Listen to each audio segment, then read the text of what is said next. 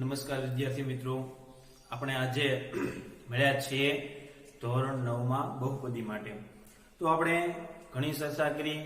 આજે એક નવી રીત વિશે આપણે શીખવું છે કે તમને બધાને ભાગાકાર આવડે છે, પણ ભાગાકાર તમને આવડે છે, તમને આંકડાના ભાગાકાર આવડે છે. આપણે આ જે ભાગાકાર શીખવાના છે એ ભાગાકાર બહુપદીઓના ભાગાકાર છે. તમે બધાને ભાગાકારનું ફોર્મેટ બધાને ખબર છે. દાખલા તરીકે આ રીતે ભાગાકારનું ફોર્મેટ હોય છે અને અહીંયા જે મળે છે એને આપણે શેષ કહેતા હોઈએ છીએ. કોઈ પણ ભાગાકાર કરીએ તો અહીંયા જે હોય તેને શેષ કહેતા હોઈએ છીએ. અહીંયા જે આપણી પાસે ઉપર જે જવાબ મળે એને ભાગફળ કહેવાય. જૂનું યાદ કરી લઈએ. અહીંયા જે જવાબ મળે એને ભાગફળ કહેવાય. અહીંયા જે વધે એને શેષ કહેવામાં આવે છે અને અહીંયા જે સંખ્યા હોય એને ભાજ્ય કહેવાય. અહીંયા જે સંખ્યા હોય એને ભાજક કહેવાય. ફરીવાર સમજી લઈએ કે આને ભાગફળ કહેવાય. અહીંયા હોય અને ભાગફળ કહેવામાં આવે. અહીંયા જે વધે એને શેષ કહેવાય. અહીંયા જે હોય એને ભાજ્ય કહેવાય અને અહીંયા જે સંખ્યા હોય એને ભાજક કહેવાય. આ વસ્તુ ખાસ સમજી લેજો વિદ્યાર્થી મિત્રો કે ભાગાકારમાં આ રીતે 4 પ્રકાર હોય છે. કે આ તમે ભાગાકાર કરો છો તો આને ભાજક કહેવાય. અહીંયા જે સંખ્યા હોય એને શું કહેવાય? ભાજક કહેવાય. અહીંયા જે સંખ્યા હોય એને ભાજ્ય કહેવાય. જે જવાબ મળે એને ભાગફળ કહેવાય અને અહીંયા જે વધે એને શેષ કહેવાય. આ આપણે આંકડાકીય ભાગાકાર કરતા એમાં કે આ ભાગફળ કહેવાય, અહીંયા જે સંખ્યા હોય એને ભાજક કહેવાય, અહીંયા જે સંખ્યા હોય એને ભાજ્ય કહેવાય અને અહીંયા જે સંખ્યા હોય એને શેષ કહેવાય. આવું આપણે શીખી ગયા છીએ. પ્રાથમિક શાળાથી તમે આવું શીખતા હો છો. પણ આજે જે આપણે ચર્ચા કરવાની છે એ બહુપદીના ભાગાકાર વિશે ચર્ચા કરવાની છે. કોના વિશે ચર્ચા કરવાની છે? બહુપદીના ભાગાકાર વિશે. તો આપણે બધા જાણીએ છીએ કે બહુપદીને p of x વડે દર્શાવાય. બરોબર? તો હું આ બધા નામ આપી દઉં. હું અહીંયા હોય એને શું કહી દઉં? ભાજ્ય બહુપદી. શું કહી દઉં?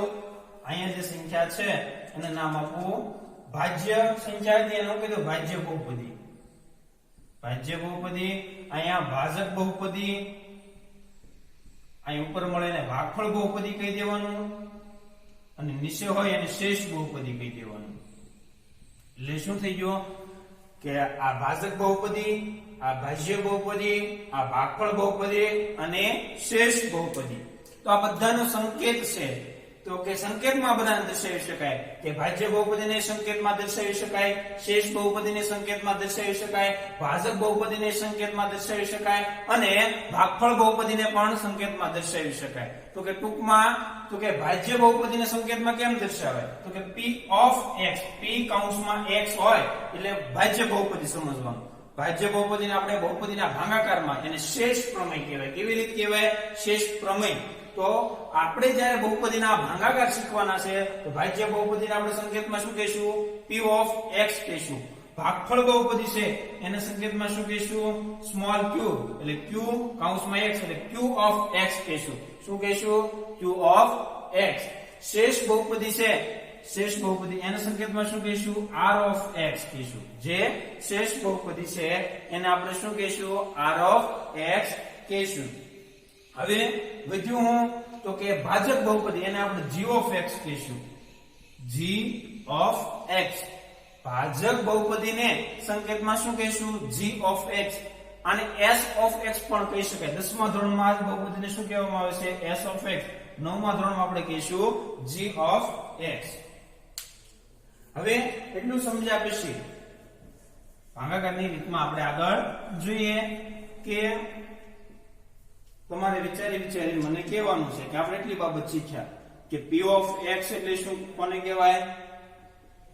q of x કોને કહેવાય? g of x કોને કહેવાય? r of x કોને કહેવાય? હવે તમે બધા કહેશો હાલો તો કે p of x તો કે કેવી બહુપદી? p of x તો કે ભાજ્ય બહુપદી. p of x એટલે શું થશે? ભાજ્ય બહુપદી. g of x, g of x, sorry, q of x, q of x એટલે ભાગફળ બહુપદી.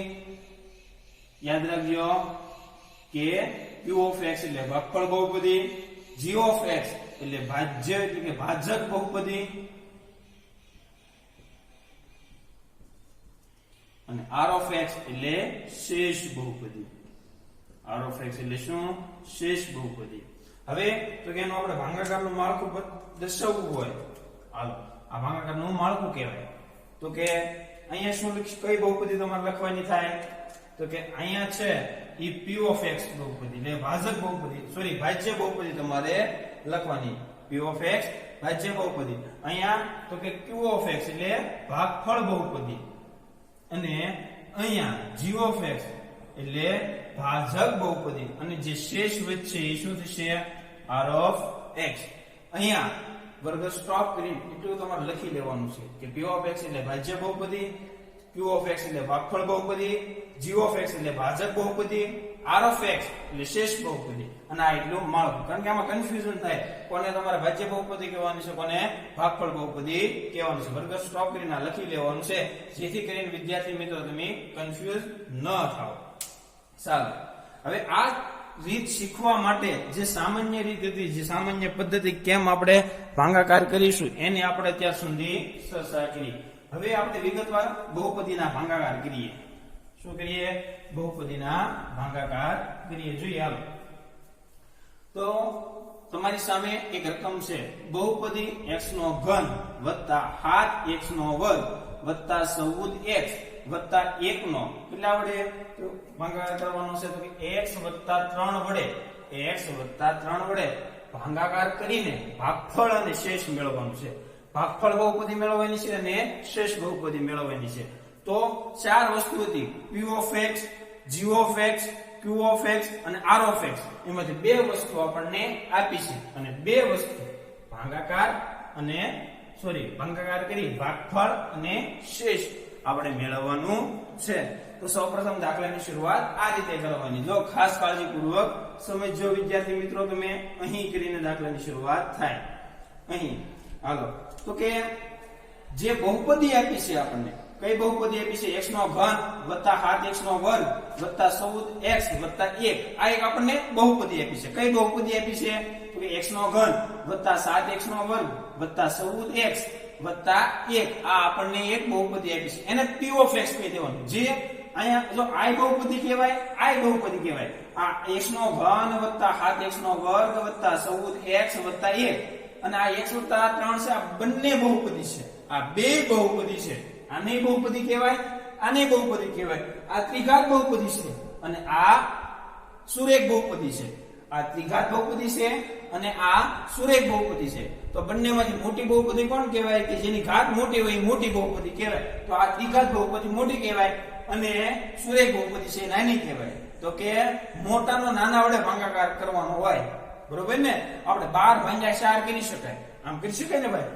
12 ભાગ્યા 4 આમ કરી શકાય, આમ ન કરી શકાય. 12 ભાગ્યા 4 આપણે કરી શકીએ, પણ 4 ભાગ્યા 12 કરવા મુશ્કેલ પડે, કારણ કે તો પોઈન્ટમાં જવાબ આવે. એટલે હંમેશા મોટાનો નાના વડે ભાગાકાર કરવાનો. એટલે ટૂંકમાં દાખલો શરૂઆત કરતા પહેલા જે મોટી બહુપદી છે એને p ઓફ x કહી દેવાનું. અહીં p ઓફ x. હાલો મોટી બહુપદી કઈ આપી છે? તો કે જે આ બંનેમાંથી જે મોટી બહુપદી હોય એને p ઓફ x કહેવાનું. એટલું તમારે દાખલો ગણવા માટે યાદ રાખવાનું. શું યાદ રાખવાનું? કે આ બંનેમાંથી મોટી બહુપદી છે અને p ઓફ x લેવાનું. આ મોટી બહુપદી છે તો એને p ઓફ x લઈ લઈએ. તો કે p ઓફ x બરાબર x નો ઘન વત્તા 7x નો વર્ગ વત્તા 14x વત્તા 1 અને જે નાની બહુપદી છે એને શું લઈ લેવાનું? g of x. નાની જે મોટી બહુપદી છે એને p ઓફ x લઈ લેવાનું અને તો નાની બહુપદી છે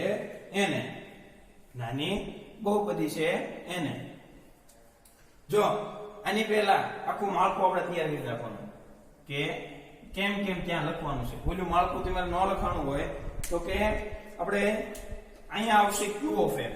શું આવશે?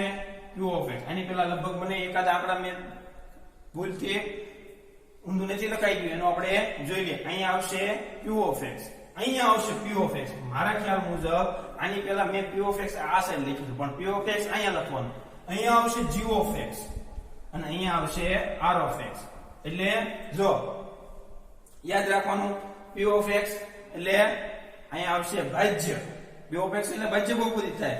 p of x એટલે ભાજ્ય બહુપદી. આપણે લખ્યું છે નામ બરોબર. ભાજ્ય બહુપદી g of x ભાજક બહુપદી. q of x, q કૌંસમાં x એટલે q of x એને શું કહેવાય? ભાગફળ બહુપદી. અને નીચે કૌંસમાં r of x એને શું કહેવાય છે? તો કે શેષ બહુપદી. તો કે જે મોટી છે એને p of x લઈ લેવાનું. હવે જે નાની બહુપદી બધી છે આ એને શું લઈ લેવાનું? g of x. શું લઈ લેવાનું? g of x. તો x + 3. હવે આનો ભાગાકાર કરવાનો છે. તો હવે એના ભાગાકારના ફોર્મેટમાં લખશું આપણે. ખાસ કાળજીપૂર્વક જોજો.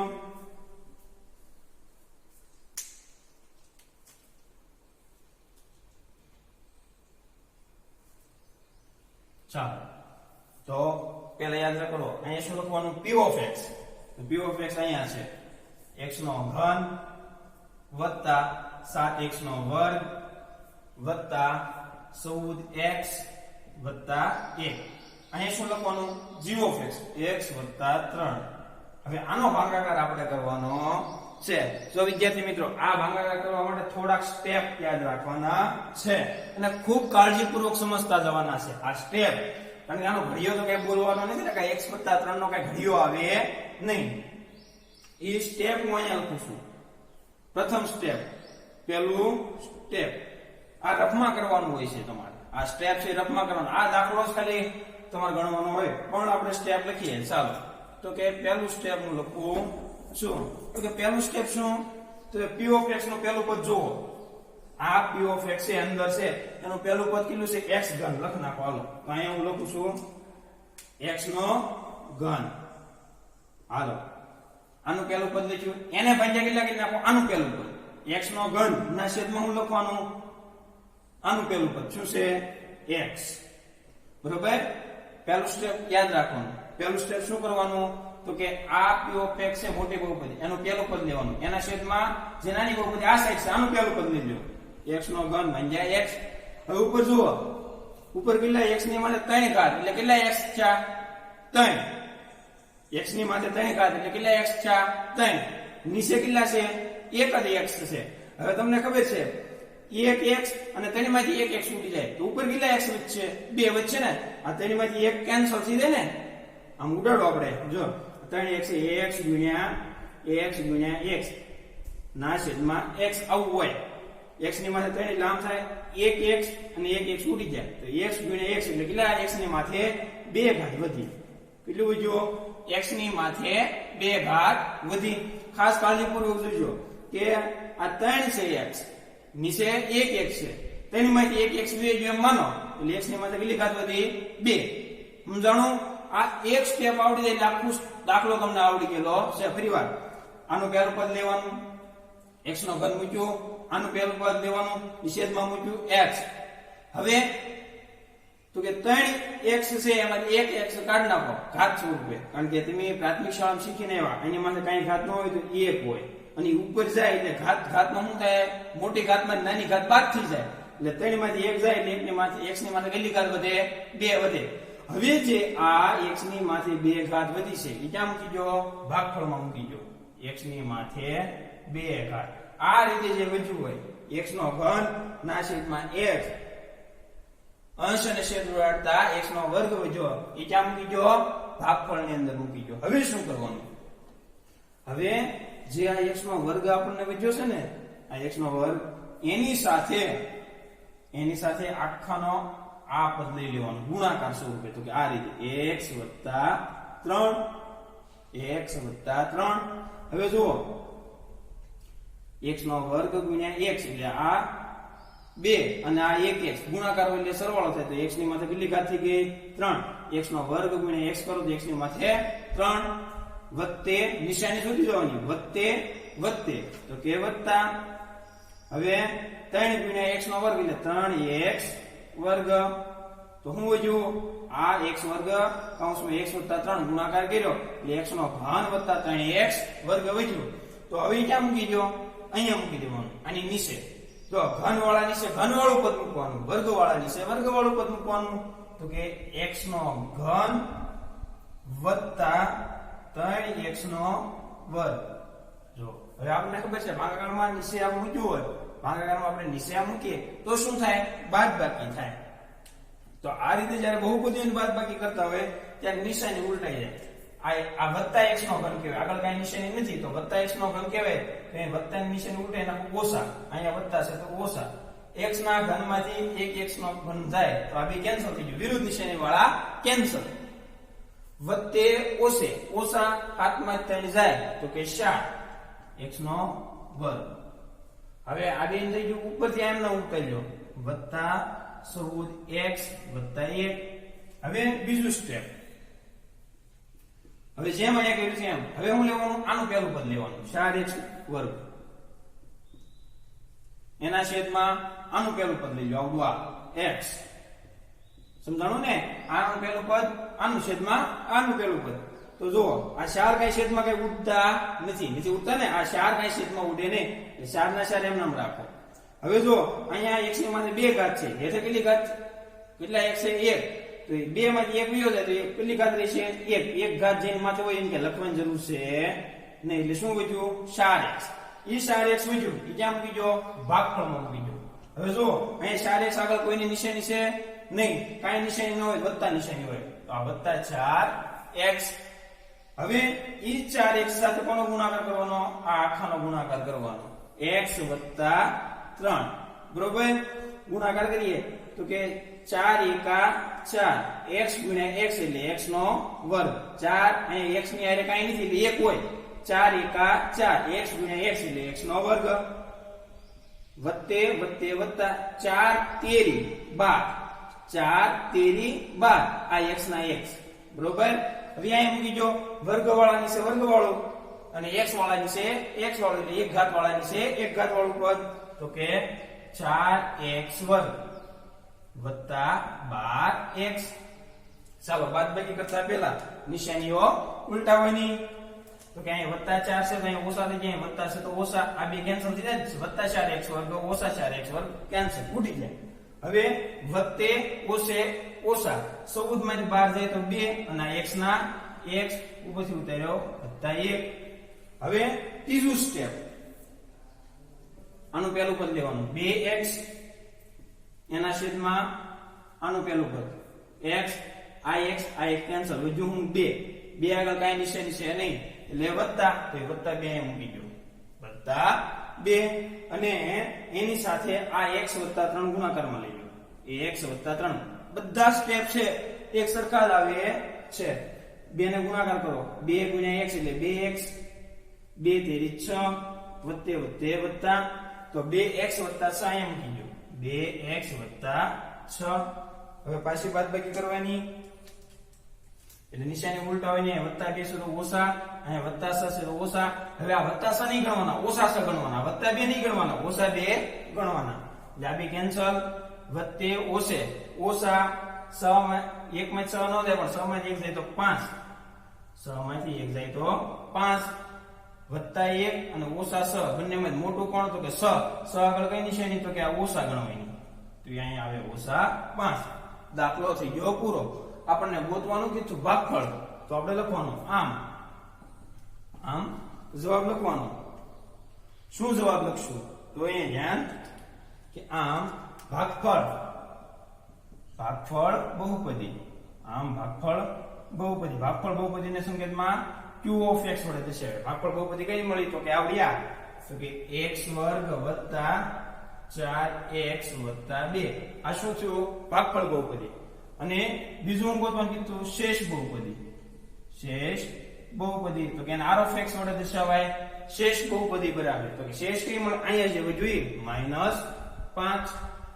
ખાસ જે માન્યું હતું એ આપણે પ્રમાણે. જો આ એટલા સ્ટેપ છે, આ એટલા તમારે રફ કામમાં કરવાના છે.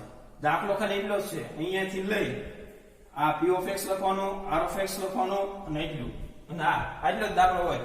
આવો દાખલો 2 થી 3 માર્કમાં પૂછાવાની શક્યતા રહે. જો પહેલો દાખલો છે એટલે થોડી સમજવામાં તમને મુશ્કેલી પડી છે, પણ આ વર્ગ 1-2 વાર જોઈશો, આના પછીના પાછા આ રીતના આપણે વર્ગ મૂકશું એટલે ધીરે ધીરે તમને આ ભાગાકારની રીત એટલે કે શેષ પ્રમેયના દાખલાઓ છે એ સમજાવવા મળશે. એટલે વર્ગ છે વ્યવસ્થિત આ એકવાર જોઈ લીધા પછી પણ ન સમજાય તો ફરીવાર સ્ટેપ બાય સ્ટેપ જોઈ લો એટલે વાંધો આવશે નહીં. ધીરે ધીરે બધા સ્ટેપ છે એ સમજવાની તમારે કોશિશ કરવાની છે. હવે મળીશું આપણે આવતા વર્ગની અંદર.